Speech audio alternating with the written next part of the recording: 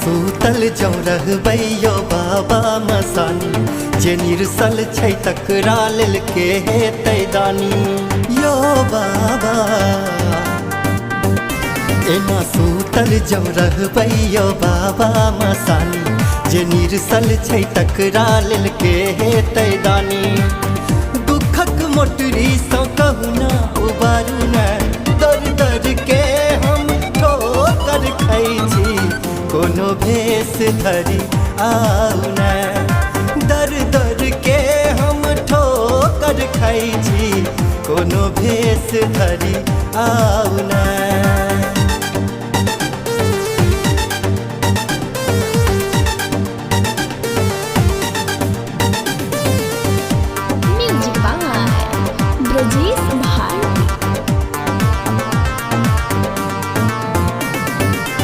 मन के मनोरथ बाबा मोने में रहले, आस हमर सब तोरे में बहले।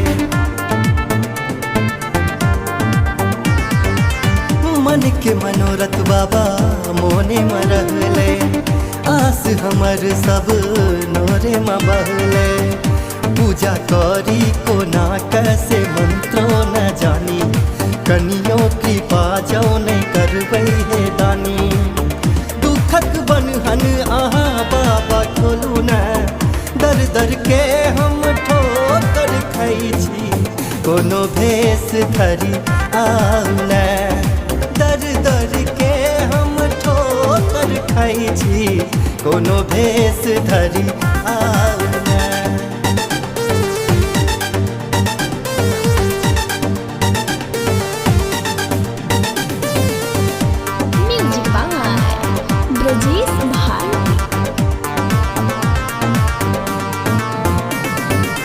सब दुखिया के दुख दूर करै छी, हमरा दिस ने कनियो देखै छी। सब दुखिया के दुख दूर करै छी, हमरा दिस ने कनियो देखै छी। एना सूतल जौ रहबै यौ डर दानी, ककरा सँ कहबै हम दुख के कहानी।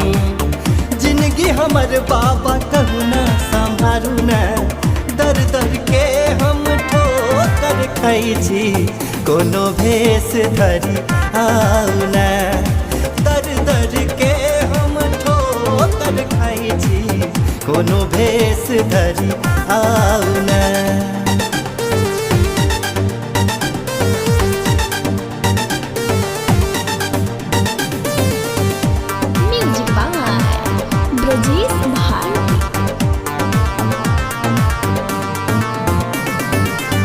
आहि छी भोला दानी अहि त्रिपुरारियो, बस हाँ के बाबा गजबे सवारियो।